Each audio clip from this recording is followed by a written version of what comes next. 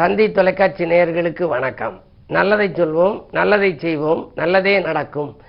இன்று 2/9/2024 திங்கட்கிழமை. மகம் நட்சத்திரம் இரவு 1:46 வரை, பிறகு பூரம் நட்சத்திரம்.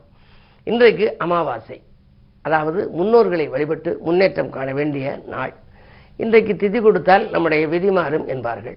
பெற்றோர்களை நாம் இருக்கும் பொழுதே பேணி பாதுகாத்துக் கொள்ள வேண்டும்.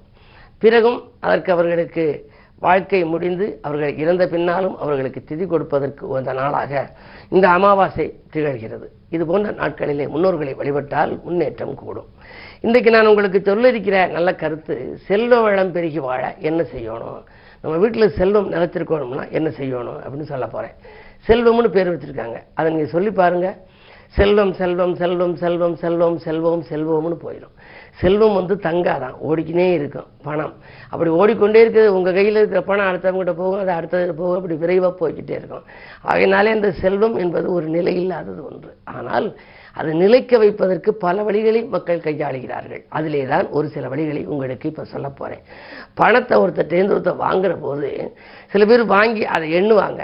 அதை வாங்குற போதே முதல்ல வலது கையால் வாங்கணும். பணத்தை வலது கையால் வாங்கணும். எங்கேயுமே காசை தூக்கி எறியக்கூடாது. லட்சுமி அவமதிக்கிற மாதிரி போயிடும். சில பேர் பஸ்ஸில் இருந்தபடியே கீழே ஏதாவது ஒரு தெய்வங்கள் இருந்தாலும் தெய்வத்துக்கு தூக்கி எறிவாங்க. அப்படி எரியவே கூடாது. கிட்டத்தில் போய் இறங்கி அதை போட்டு கும்பிடலாம். அது மாதிரி வலது கையால் வாங்கணும். சரி, வாங்கணுன்னா எண்ணி பார்க்குறோம். அவர் தர்றாரு, ஒரு 5000 ரூபா கொடுக்குறாரு, 10,000 ரூபா கொடுக்குறாரு, ஒரு 50,000 ரூபா கொடுக்குறாரு, 1,00,000 ரூபா கொடுக்குறாரு. உடனே எண்ணி பார்ப்பாங்க கரெக்டாக இருக்கான்னு. அப்போ அப்படி பார்க்குற போது எப்படி எண்ணணும் அப்படின்னா, வேகமாக நோட்டை எடுத்து அவங்க பக்கத்தில் ஏதாவது வெளியில் அப்படி நீட்டி எண்ணணும் அப்படின்னா இந்த பணமெல்லாம் செலவாயிடும். அது உள்பக்கமாக வர்ற மாதிரி எண்ணணுமா. அந்த நோட்டை எடுத்து நம்ம பக்கத்துக்கு 1, 2, 3 உள்நோக்கி கொண்டுக்கிட்டு வந்து எண்ணணும். அப்படி எண்ணணும்னா அது நம்மகிட்டே அது தங்கும் அப்படிங்கிறது ஒரு நம்பிக்கை. அதுக்கு அடுத்தது, வாயில் படியில் குடுக்கல் வாங்கல்கள் வச்சுக்கப்படாது. ஏன்? இரணிய சம்ஹாரம் நடந்தது வாசற்படியில். இரணியனை சம்ஹாரம் செய்த போது இரணியன் என்ன வரம் கேட்டாரு? வீட்டிலும் சாகக்கூடாது, வெளியிலும் சாகக்கூடாது, ஆணாலும் சாகக்கூடாது, பெண்ணாலும் சாகக்கூடாது, மனிதராலும் சாகக்கூடாது, விலங்காலும் சாகக்கூடாது, எந்த ஆயுதங்களாலும் சாகக்கூடாது அப்படின்னு சொல்லி கேட்டார். இறைவன் ரொம்ப கெட்டிக்காரன், வரம் கொடுத்துட்டார். கொடுத்த வரத்தை அது நிறைவேற்றணும் இல்லை. அப்போ என்ன பண்ணாரு? மனிதனாலும் சாகக்கூடாது, விலங்காலும் சாகக்கூடாதுனால மனித உடல், விலங்கு முகம், நர சிம்மம், சிம்ம முகம், நரன்னா மனிதன் அர்த்தம். அப்படி இருந்தார். வீட்டுக்குள்ளேயும் சாகப்படாது, வெளியிலையும் சாகப்படாதுன்னு உடனே வாசற்படியில் வச்சு சம்ஹாரம் செஞ்சார். இரவிலும் சாகக்கூடாது, பகலிலும் சாகக்கூடாது அப்படின்னதுக்கு அந்தி சந்தி அர்த்த சாமம்ங்கிற மாலை 6 மணிக்கு வீட்டுக்குள்ளேயும் இல்லாமல் வெளியிலையும் இல்லாமல் வாசற்படியில் வச்சு மாலை நேரத்தில் அந்தி சந்தி அர்த்த சாமத்தில் அந்த நேரம் பகலும் இல்லாமல் இரவும் இல்லாமல் சேர நேரத்தில் வச்சு சம்ஹாரம் செஞ்சார். படியில் வச்சு இரணியன் சம்ஹாரம் செஞ்சதுனால படிகள் யமன் வாழும் இடங்களுமே. அதுதான் செட்டிநாட்டு பகுதியில் போனால் ஒரு டிரான்சாக்ஷன் வாங்கல் கொடுக்கல் வச்சுக்கினா படியை விட்டு தாண்டி வந்து வாங்க அப்படிமா, இல்லாட்டி நான் தாண்டி வரேன் இங்கே நெல் அப்படிம்பாங்க. ஆகையினாலே வாயில் படியில் வைத்து கொடுக்கல் வாங்கல்கள் வைத்துக் கொள்ளக்கூடாது. அதற்கு அடுத்தது, யாரிடமாவது பணம் பெற்றுக்கொள்கின்ற பொழுது எதிர்மறை சிந்தனை இருக்கப்படாது. ஒருத்தர் பணம் நமக்கு தர்றாரு, ஒரு கைமாத்தா கொடுத்த திரும்பி தர்றாரு, அதாவது சம்பளம் வாங்குற போதே அதுக்கு ஒரு 20,000 போயிரு, இதுக்கு ஒரு 30,000 போயிரு, நாளைக்கு அதுக்கு வேற கொடுக்கணும், வரி கட்டணும், அப்படிலாம் அந்த சிந்தனைகள்லாம் செய்தால் அப்படியே செலவழிஞ்சிடும். வாங்குற போது இந்த பணம் நல்ல செலவுக்காக இருக்கணும், நமக்கு நன்மை தரும் விதத்தில் அது அமையணும், நம்முடைய வாழ்க்கை தேவைகளை பூர்த்தி பண்ணணும், இன்னும் மேலும் வளர்ச்சி அடையும் ஒரு எண்ணங்களை வளர்த்துக்கணும். ஆனால் அந்த எண்ணங்களை வளர்த்துக்கக்கூடிய ஆற்றல் ரொம்ப பேருக்கு கிடையாது. ஆகையினாலே எதிர்முறை எண்ணங்களை தவிர்த்து நேர்முறை எண்ணங்களாக எப்போ வளர்த்துக்கணும்? யாரிடம் இருந்தாவது பணங்களை பெற்றுக்கொள்கின்ற பொழுது இருக்கணும். பேங்க்கு போனாலும் அப்படித்தான். பேங்க்கில் நீங்கள் எழுதி கொடுத்து உட்கார்ந்துருப்பீங்க, கேஷியர் கூப்பிடுவார். அந்த டோக்கனுக்கு வந்தோடனே இத்தனை நம்பர் வாங்க அப்படி மாதிரி பேர் சொல்லி அப்படி கூப்பிடுற போது கிட்டத்தில் போகையிலேயே நம்ம ஏதாவது நெகட்டிவாக பேசிக்கின்னு போகிறோம்னு வச்சுங்க. ஃபோனில் ரொம்ப பேர் பேசுவாங்க, அதெல்லாம் முடியாது அப்படின்னு. எனக்கு தெரிஞ்ச ஒரு நண்பர் வீடு கட்டி கிரகப்பிரவேசம் வச்சார். அந்த கிரகப்பிரவேசத்துக்கு ரெக்கார்டு போட்டாங்க. அதில் மனோகர வசனம் போட்டாங்க, கோட்டை கொத்தலங்கள் இடியற்றும், இடிந்த தூள் ஆகட்டும் அப்படின்னாங்க. என்ன ஆனிச்சு? கொஞ்ச நாளில் அந்த வீடே அவர் இடித்து விற்கிற மாதிரி போயிடுச்சு அவருடைய நிலைமை. ஆகையினாலே தான் நெகட்டிவ் உச்சரிப்பு, எதிர்மறை சொற்கள் இருக்கக்கூடாது. இதுபோல நிறைய செல்வ வளம் பெருகி வாழ நிறைய கருத்துகள் இருக்கு. தொடர்ந்து இந்த தந்தி தொலைக்காட்சியிலே சொல்வேன் என்று சொல்லி இன்றைய ராசி பலன்களை இப்பொழுது உங்களுக்கு வழங்கப் போகின்றேன். மேசராசி நேயர்களே, இந்த வருமானம் திருப்திகரமாக இருக்கும் நாள். வாழ்க்கை தேவைகள் படிப்படியாக பூர்த்தியாகும், நினைத்தது நிறைவேறும். உங்களுக்கு உத்தியோகத்தில் இருப்பவர்களாக இருந்தால் மேலதிகாரிகளின் மனதில் இடம் பிடிப்பீர்கள். இந்த உத்தியோகத்தில் உங்கள் கை ஓங்கும். வருமானம் போதுமானதாக இருப்பதனால் மனதில் ஒரு திருப்தி ஏற்படும் நாள் இந்த நாள்.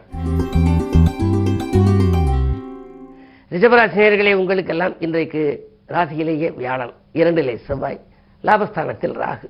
வேற்று மனிதர்களின் ஒத்துழைப்பால் கூட்டு முயற்சிகளில் நீங்கள் வெற்றி கிடைக்கும் உங்களுக்கு.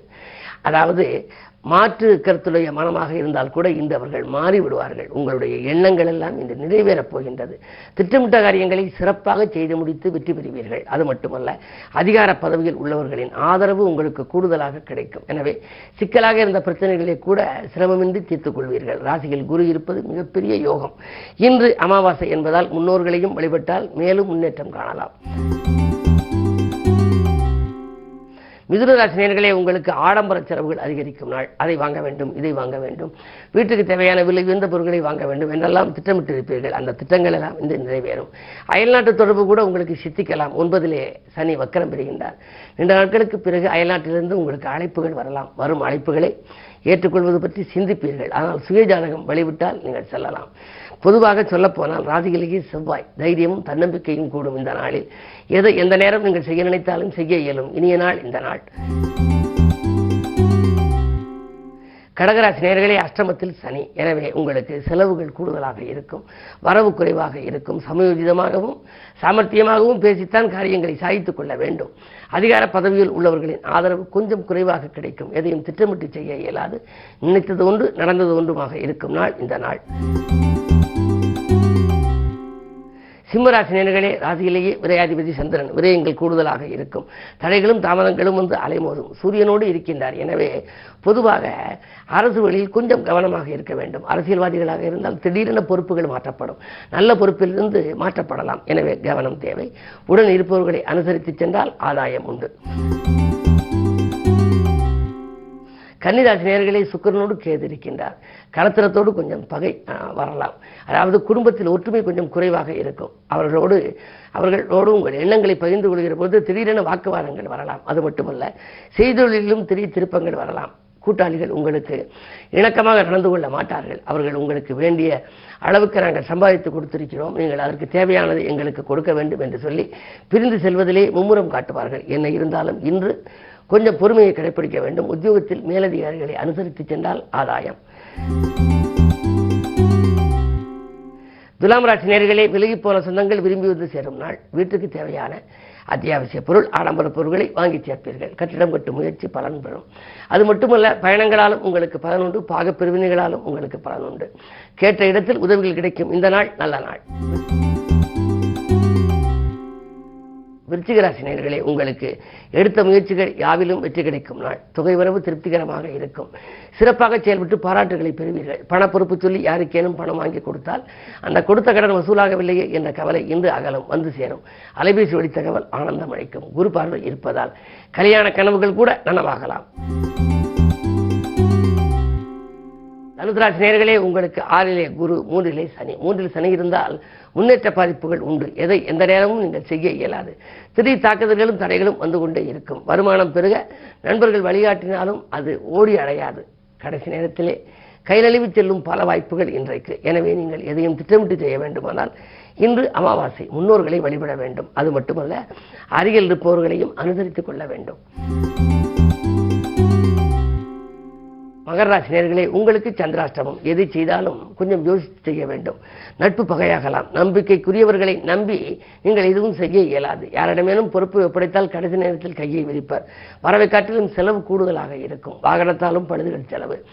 உத்தியோகத்தை பொறுத்தவரை உங்களுக்கு வேலையில் கூட நீங்கள் மேல் அதிகாரிகளை அனுசரித்து செல்ல வேண்டும். மேல் அதிகாரிகள் உங்கள் மீது வெறுப்புகளையும் காட்டுவார்கள், வேதனைகளையும் காட்டுவார்கள். அது மட்டுமல்ல, அவர்கள் உங்களுடைய திறமைக்கு அங்கீகாரம் கொடுக்க மாட்டார்கள். எனவே நீங்கள் திட்டமிட்ட காரியங்கள் இந்த திட்டமிட்டபடி நடைபெறாமல் போகலாம். தெய்வ வழிபாடுகள் கை கொடுக்கும். கும்பராசி நேயர்களே, ஜென்மச்சனி வக்கரம் பெறுகிறார். ஆரோக்கிய தொல்லை உண்டு. குடும்பச்சுமை கூடும். கொடுக்கல் வாங்கல்களில் ஏமாற்றங்களை சந்திக்க நேரிடும். நீங்கள் அதிரடியாக சில மாற்றங்களை செய்தால் கூட அருகில் இருப்பவர்களின் ஆதரவு உங்களுக்கு திருப்திகரமாக கிடைக்காது. அலைபேசி வழியில் வருகின்ற தகவல் கூட அதிர்ச்சி தரக்கூடியதாக இருக்கும். கவனம் தேவை. மீனராசி நேயர்களே, உங்களுக்கு மிகச்சிறந்த நாள். வக்கீல் வசூலாகி பரவசப்படுத்தும். வியாபாரத்தில் கணிசமான லாபம் கைகளிலே புரளும். நண்பர்கள் உங்களுக்கு நல்ல தகவலை கொண்டு வந்து சேர்ப்பார்கள். ஒப்பந்தங்களில் கையில் திட்டமிகளும் உன்னதமான நாள். எதிரிகள் கூட உதிரியாகி இதயம் மகிழும் விதத்திலே நல்ல சம்பவங்கள் நடைபெறப் போகிறது. நீண்ட நாட்களாக எதிர்பார்த்துக் கொண்டு இந்த சொத்து பிரச்சனை இன்று சுமூகமாக முடியும். அது மட்டுமல்ல, வீடாக வாங்கி குடியேறலாமா அல்லது கட்டி குடியேறலாமா என்ற சிந்தனை இன்று உங்களுக்கு நல்ல பதில் கிடைக்கப் போகின்றது. இந்த நாள் இனிய நாள். மேலும் விவரங்கள் அறிய தினத்தந்தி படியுங்கள்.